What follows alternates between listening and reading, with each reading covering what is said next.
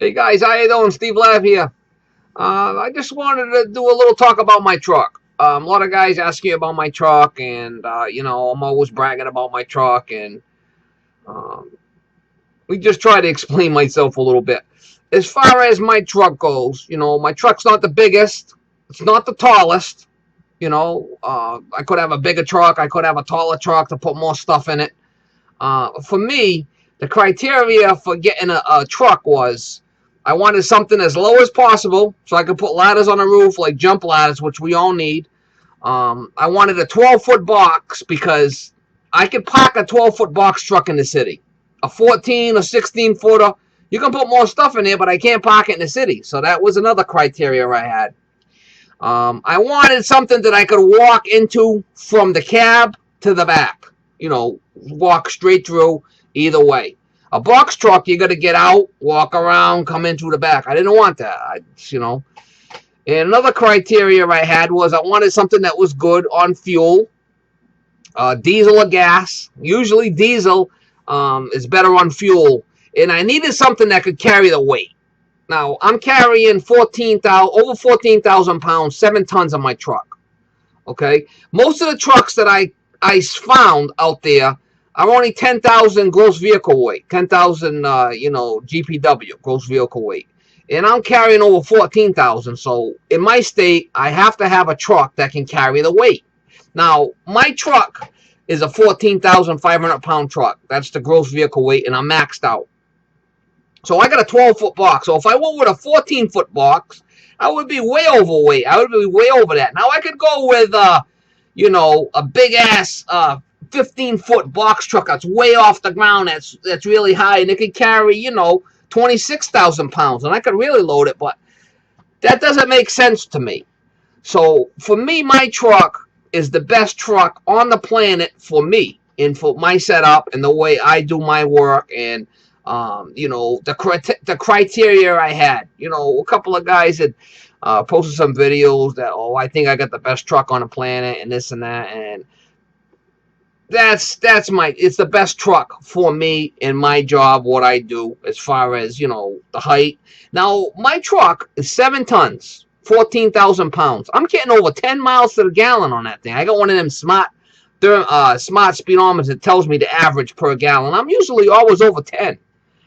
So that's pretty damn good. It's an international twin turbo diesel, and it's not going to beat no. It's not a race truck or nothing like that. It gets. I'm just getting around town here. I'm not going that far. So I just wanted to clarify that, and as far as the best truck on the planet, if there was a better truck. Now I had this truck that I got now. I had one exactly the same thing, but it was older. And I spent a ton of money into that thing, transmissions and motors and tires, and these trucks are expensive to run. They're not cheap. Maintenance and everything and upkeep on them, it's expensive, But if there was a better truck that I could buy that met all them criterias that I mentioned, I would get it, and I wouldn't have got this truck. Now, the only drawback I have with this truck, which I wasn't a big fan of, my old one had a roll-up back door, and this one has the barn doors.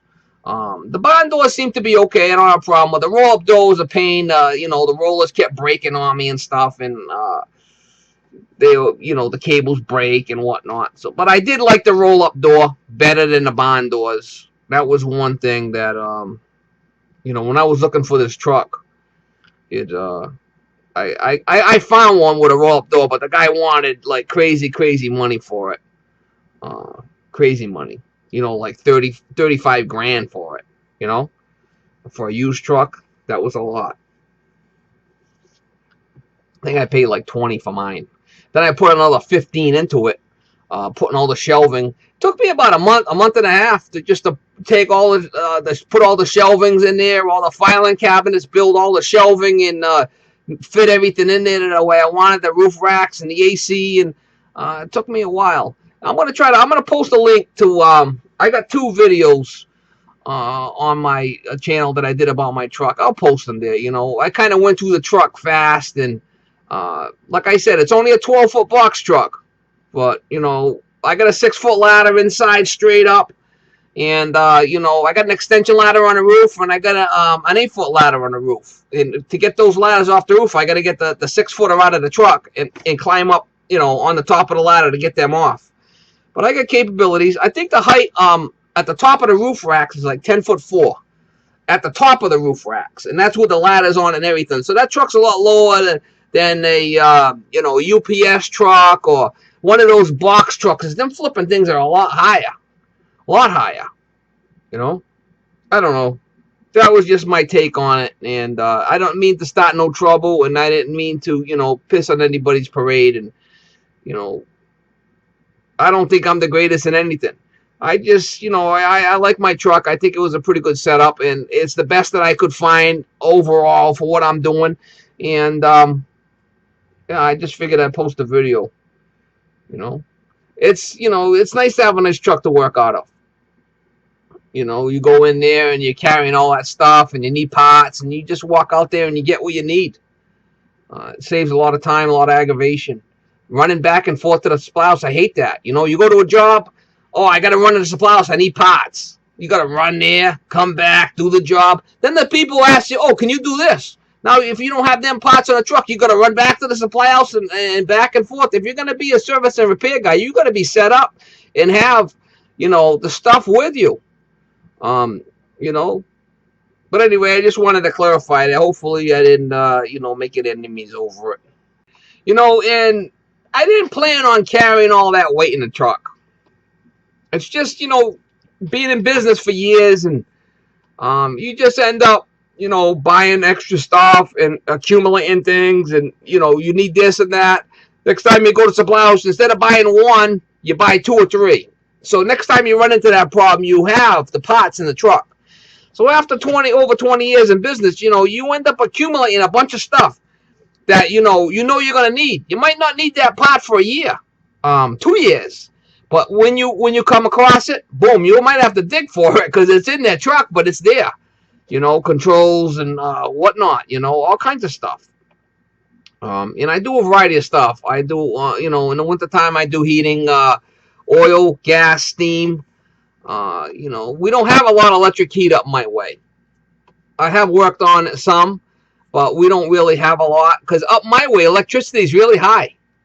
So, you know, these people that got electric baseboard and heat pumps, you know, they're over $500-600 a month for the electric bill. It's like crazy. Down south, the guys with the heat pumps, it's electricity's cheap down there. I talked to quite a few people that moved from, you know, down south up here, and they were surprised at how much the electric is up my way, but that's just how it is. So it's mostly hydronic heating. We do have, you know, quite a few gas furnaces and gas boilers, a lot of gas boilers, a lot of oil boilers. And, you know, there is some steam stuff out there, 1 and 2 pipe steam that I do work on. But that's getting, you know, far and few between, the steam jobs. But, you know, hopefully this winter I could do some more with the hydronic stuff. I'm just starting to ramp up with my stuff. And we don't have a lot of heat pumps up this way.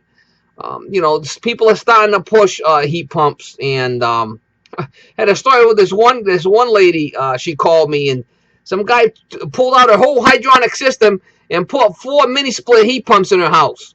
Now when it gets down to 0 degrees or like 5 below, it can't keep up. Them heat pumps can't keep up. So the little mini splits, the guy must have undersized it or something. What an idiot, you know? What an idiot. Pull the whole heating system out of there, and now she wants me to go over there and fix this. I said, I ain't touching that. I didn't design that or lay that thing out. Why should I get involved? You know? That's like sticking your foot in a flipping bear trap, and hopefully it don't hurt. Yeah, it's going to hurt. Hurt big time. You're going to say, ouch. No. Them are the pick and choose jobs. I'm all set with that one. I'll go to my next call. Good luck with that one. Yeah, so anyway, I'll put links down below of my truck videos that I have done a while ago. Probably, I don't know, 8-9 months ago when I first started. I did a couple of them, and I didn't have a lot of subscribers back then about my truck. And You know, I'm always changing things and moving things around, but pretty much I got everything in its place where it needs to be. The filing cabinets are the best thing I ever did there. I bought them steel case filing cabinets. And I put metal on the inside so I can fill them things up. And you pull them filing cabinets out and they're full. They're full of stuff. You can really put a lot of stuff in there and you can pull them right out and reach down in there and there's a ton of stuff in them filing cabinets. That's something that everybody should think about doing. If you have the room in your truck, you know, I know a van. If you got a van, you know, you really can't stand in there. You're kind of crawling around on your hands and knees in a van. It's not easy to work out of a van. When I first started, I worked out of a van, and then I upgraded to this type of truck.